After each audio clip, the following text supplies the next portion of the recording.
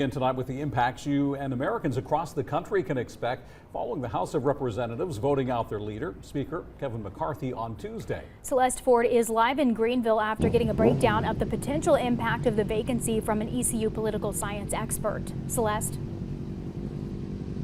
Dave and Courtney, without a permanent Speaker of the House, the question remains, where do we go from here?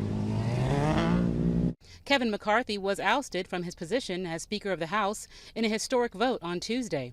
With Florida Representative Matt Gaetz leading the effort, the motion to vacate was a tally of 216 to 210 votes.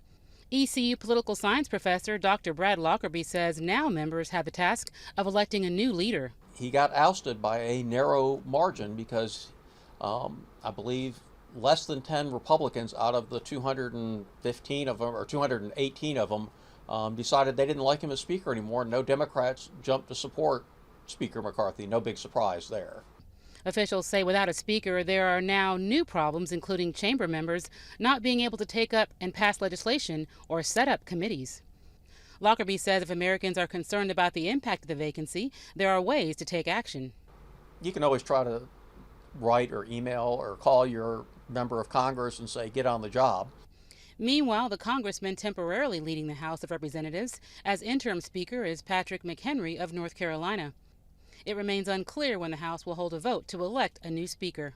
Nothing serious is going to be done until after they get a new Speaker, so we're going to hit that fiscal cliff yet again in mid-November.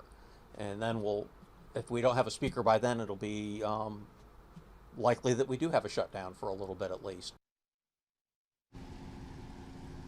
And officials say it's important to remember there are only a little over 40 days until our next critical budget deadline. Reporting live in Greenville, Celeste Ford, WITN News. All right, thanks, Celeste.